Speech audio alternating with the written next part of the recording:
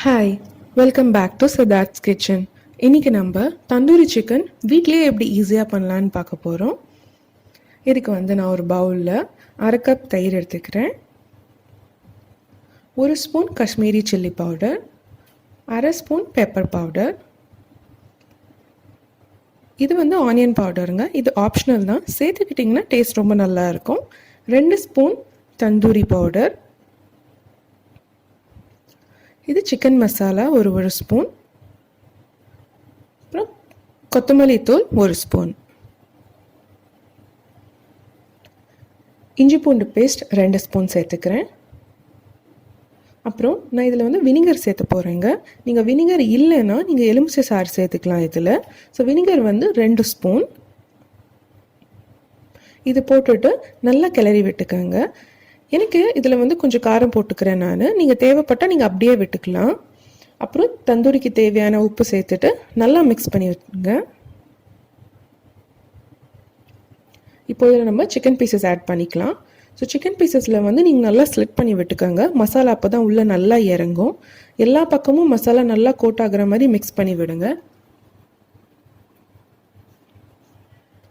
So இப்போ இதை நல்லா மிக்ஸ் பண்ணியாச்சு.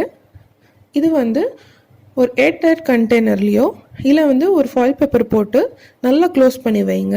இது ஒரு 2லேருந்து 3 மணி நேரம் ஊறிச்சுன்னா தந்தூரி ரொம்ப நல்லா வரும். இல்லைனா மினிமம் 1 ஹவராவது விடணுங்க. இப்போது 2 மணி நேரம் ஆயாச்சு, தந்தூரி நல்லா ஊறியிருக்கு. இதில் 2 ஸ்பூன் எண்ணெய் விட்டு நல்லா மிக்ஸ் பண்ணிக்கலாம். இப்போது கிரில் பேன் நம்ம சூடு பண்ணிக்கலாம். இதில் நான் பட்டர் சேர்த்துருக்கேன், நீங்கள் எண்ணெயோ கீ எது வேணாலும் சேர்த்துக்கலாம். இப்போ நல்லா ஹீட் ஆகிடுச்சு. இதில் நம்ம சிக்கன் பீசஸ் வச்சிடலாம். அப்புறம் மேலே மசாலாவை கொஞ்சம் அப்படியே தடவி விட்டுடுங்க.